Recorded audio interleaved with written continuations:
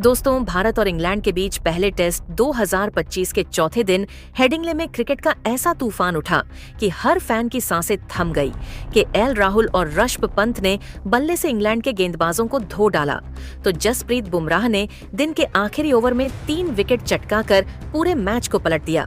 Ben Duckett ओलिपोप और जो root को बुमराह ने धूल चटाकर भारत को जीत की दहलीज पर ला खड़ा किया।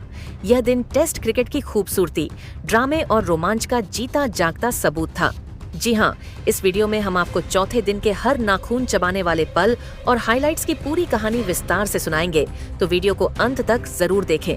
और अगर आप टीम इंडिया के सच्चे दीवाने हैं तो एक लाइक जरूर ठोक दें। इस वीडियो का लाइक टारगेट है 1000 लाइक्स तैयार हैं दोस्तों। लीड्स के हेडिंग्ले मैदान पर जब चौथा दिन शुरू हुआ तो सुबह की ठंडी हवा और सूरज की हल्की किरणें मैदान को एक जादुई रंग दे रही थी। भारतीय फैंस की निगाहें क्रीज पर मौजूद अनुभवी के एल राहुल और कप्तान शुभमन गिल पर टिकी थीं। तीसरे दिन का खेल खत्म होने तक भारत ने 2 विकेट के नुकसान पर 90 रन बनाए थे कि एल राहुल 47 रन और शुभमन गिल 8 रन पर नाबाद थे। भारत की बढ़त 96 रन थी और हर फैन को उम्मीद थी कि यह जोड़ी इंग्लैंड के सामने एक विशाल लक्ष्य खड़ा कर देगी।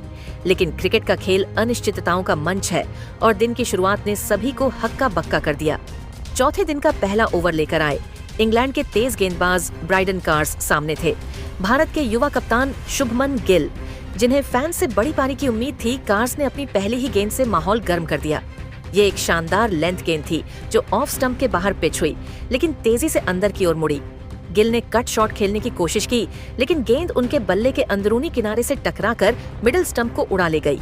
स्टंप्स हवा में बिखर गए और इंग्लिश फैंस तालियों और शोर से मैदान को गूंजा रहे थे। गिल सिर्फ 8 रन बनाकर क्लीन बोल्ड हुए। भारत 3 विकेट के नुकसान पर 92 रन पर था और दिन की शुरुआत में यह एक बड़ा झटका था। भारतीय ड्रेसिंग रूम में सन्नाटा छा गया और इंग्लैंड के खेमे में उत्साह की लहर दौड़ पड़ी। गिल के आउट होने के बाद क्रीज पर आए ऋषभ पंत, जिनका नाम ही रोमांच और आक्रामकता का पर्याय है। पंत ने आते ही अपने इरादे साफ कर दिए। क्रिस वॉक्स के दूसरे ओवर की दूसरी गेंद पर उन्होंने कदम आगे बढ़ाकर एक गजब का कवर ड्राइव खेला। गेंद बल्ले के बीच से निकली कवर फील्डर को चकमा देती हुई और सीधे बाउंड्री के पार चली गई। यह शॉट पंत की आक्रामकता, आत्मविश्वास और क्लास का प्रतीक था। दूसरी ओर के एल राहुल ने संयम का परिचय दिया। वह ऑफ स्टंप के बाहर की गेंदों को सावधानी से छोड़ रहे थे, मिडिल और लेंथ गेंदों को मजबूती से डिफेंड कर रहे थे और जब मौका मिलता तो क्लासिक ड्राइव्स और फ्लिक्स खेलकर रन बटोर रहे थे। राहुल की बल्लेबाजी में एक अनुभवी बल्लेबाज की परिपक्वता साफ झलक रही थी। उन्होंने ब्राइडन कार्स के एक ओवर में ऑफ स्टंप के बाहर की गेंद को कवर की दिशा में ड्राइव किया, जो बाउंड्री तक गया। यह शॉट उनकी टाइमिंग और तकनीक का बेहतरीन नमूना था। 87 गेंदों में राहुल ने 6 चौकों की मदद से अपनी 50 पूरी की। यह उनकी टेस्ट करियर की 18वीं 50 थी और शायद उनकी सबसे धैर्यपूर्ण पारियों में से एक। ना कोई जल्दबाजी, ना कोई जोखिम, बस शुद्ध तकनीक, धैर्य और अनुभव से गेंदबाजों का सामना। पंत ने भी शुरुआत में संयम दिखाया, लेकिन जैसे ही वह क्रीज पर सेट हुए, उनकी आक्रामकता सामने आने लगी। चौथे दिन की पिच अब बल्लेबाजों के लिए किसी चुनौती से कम नहीं थी। गेंद तेजी से उठ रही थी, कुछ गेंदें लो बाउंस दे रही थी और तेज गेंदबाजों को स्विंग के साथ साथ उछाल का भी फड़खड़ा दे रही थी। बन स्ट्रोक्स ने अपने पहले स्पेल में पंत को 2 बार बीट किया। एक गेंदे ऑफ स्टंप के बाहर थी, जो अचानक बाहर निकल गई और पंत का बल्ला हवा में लहरा गया। दूसरी गेंद 1 इंच स्विंगर थी, जो पैड्स के करीब से निकली, लेकिन पंत ने हिम्मत नहीं हारी। वह कभी आगे बढ़कर गेंदबाजों को परेशान करते तो कभी बैकफुट पर जाकर कट और पंच शॉट्स मारते। राहुल ने भी इस चुनौती का डट कर सामना किया। उन्होंने सिंगल्स और डबल्स लेकर स्ट्राइक रोटेट कर इंग्लैंड के गेंदबाजों को लंबे स्पेल्स डालने पर मजबूर किया। एक मौके पर कार्स ने राहुल को एक सरप्राइज बाउंसर फेंका। गेंद उनके दस्तानों से लगकर स्लिप और गली के बीच गिरी। बन डकेट ने ड्राइव लगाकर कैच पकड़ने की कोशिश की, लेकिन गेंद उनके हाथों से छूटी और मैदान पर जा गिरी। ये राहुल के लिए एक जीवन दान था और उन्होंने इस मौके को दोनों हाथों से लपक लिया। राहुल और पंत ने धीरे धीरे स्कोर को आगे बढ़ाया और भारत ने पहले सत्र के खत्म होने तक 3 विकेट के नुकसान पर 152 रन बनाए। राहुल 62 रन और पंत 31 रन पर नाबाद थे। इस सत्र में भारत ने 63 रन जोड़े और सिर्फ 1 विकेट गंवाया। दूसरे सत्र में आशब पंत ने अपने असली रंग दिखाए।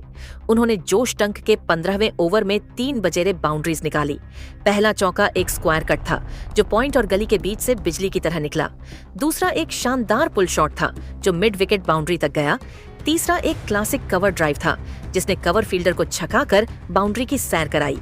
इन शॉट्स ने भारत की रणगति को तेज किया और इंग्लैंड के गेंदबाजों का आत्मविश्वास तोड़ा। पंत ने 65 गेंदों में 8 चौकों की मदद से अपना अर्धशतक पूरा किया।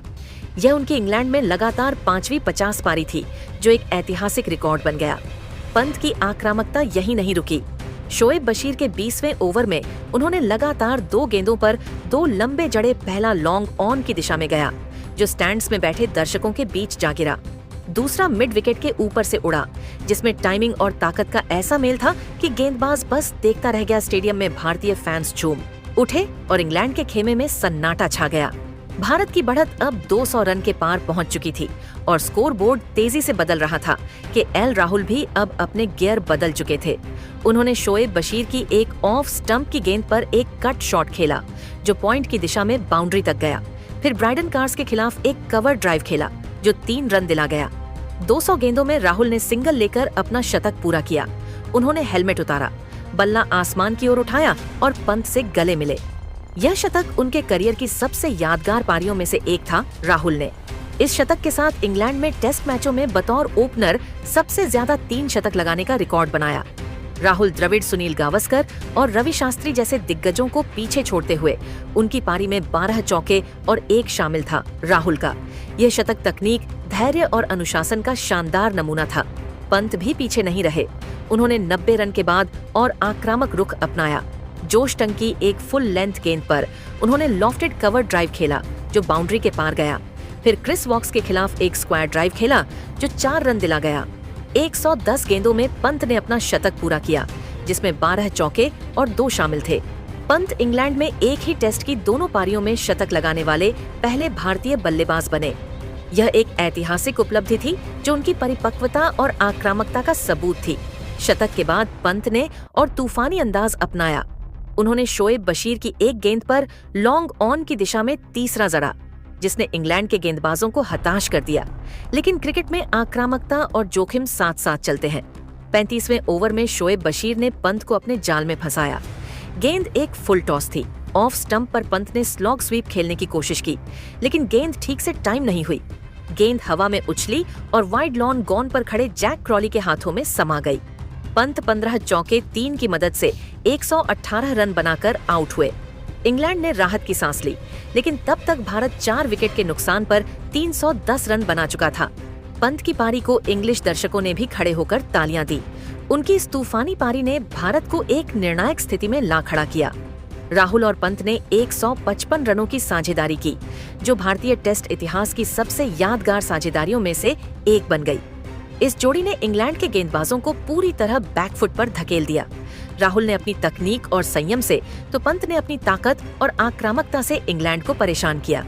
इस साझेदारी ने न सिर्फ स्कोर बोर्ड को बदला बल्कि मैच का रुख भी भारत की ओर मोड़ दिया। भारत की बढ़त अब 300 रन के पार थी और इंग्लैंड के लिए चुनौती पहाड़ जैसी हो चुकी थी। पंत के बाद करुण नायर आए। राहुल ने अपनी पारी को और मजबूती दी। उन्होंने 247 गेंदों में 137 रन बनाए लेकिन 48वें ओवर में ब्राइडन कार्स ने उन्हें शॉर्ट ऑफ लेंथ गेंद पर बोल्ड कर दिया। गेंद में अतिरिक्त उछाल था और राहुल का कट शॉट गलत टाइमिंग का शिकार हुआ। गेंद बल्ले के अंदरूनी किनारे से टकराकर मिडिल स्टंप पर जा लगी। भारत 5 विकेट के नुकसान पर 333 रन पर था। राहुल की यह पारी क्लासिक थी और उन्होंने भारत को एक मजबूत स्थिति में ला खड़ा किया। स्टेडियम ने उनकी विदाई में तालियां बजाई। इसके बाद करुण नायर 50वें ओवर में क्रिस वॉक्स की गेंद पर उनके ही हाथों कैच आउट हुए। गेंद लेंथ पर थी। नायर ने आगे बढ़कर ड्राइव खेला लेकिन गेंद हल्के से बल्ले से टकराकर सीधे वॉक्स के हाथों में चली गई। नायर ने 20 रन बनाए। भारत 6 विकेट के नुकसान पर 340 रन पर था। रविंद्र जडेजा और शार्दुल ठाकुर ने स्कोर को आगे बढ़ाया। जडेजा ने अपने क्लासिक डिफेंस और तेज सिंगल्स से रन जोड़े जबकि ठाकुर ने सावधानी बरती लेकिन 54वें ओवर में जोश टंग ने टहलका मचा दिया। टंग ने पहली गेंद पर शार्दुल ठाकुर 4 रन को आउट किया। गेंद ऑफ स्टंप के बाहर थी जिसने हल्का मूवमेंट लिया। ठाकुर ने ड्राइव खेला, लेकिन गेंद का किनारा लेकर फर्स्ट स्लिप में जो रूट के हाथों में गई, अगली गेंद पर मोहम्मद सिराज आए। टंग ने शॉर्ट गेंद डाली। सिराज ने पुल खेलने की कोशिश की, लेकिन गेंद बल्ले के किनारे से टकराकर विकेटकीपर जेमी स्मिथ के दस्तानों में समा गई। टंग के सामने अब हैट्रिक का मौका था। जसप्रीत बुमराह स्ट्राइक पर आए। भीड़ का शोर आसमान छू रहा था। टंग ने गेंद डाली, लेकिन बुमराह ने इसे मजबूती से डिफेंड कर दिया। राहत की सांस ली गई, लेकिन सिर्फ 2 गेंदों के लिए चौथी गेंद पर टंग ने फुल डिलीवरी डाली, जो ऑफ स्टंप पर थी। बुमराह बल्ला लाने में देर कर गए और गेंद ने गिल्लियां बिखेर दी। भारत 9 विकेट के नुकसान पर 360 रन पर था। अगले ओवर में प्रसिद्ध कृष्णा 2 रन भी क्रिस वॉक्स की गेंद पर आउट हुए और भारत की दूसरी पारी 464 रन पर सिमट गई। भारत ने दूसरी पारी में 31 रन पर 6 विकेट गंवाए, लेकिन राहुल और पंत की शानदार पारियों ने इतनी बड़ी बढ़त दिलाई कि हार लगभग नामुमकिन थी।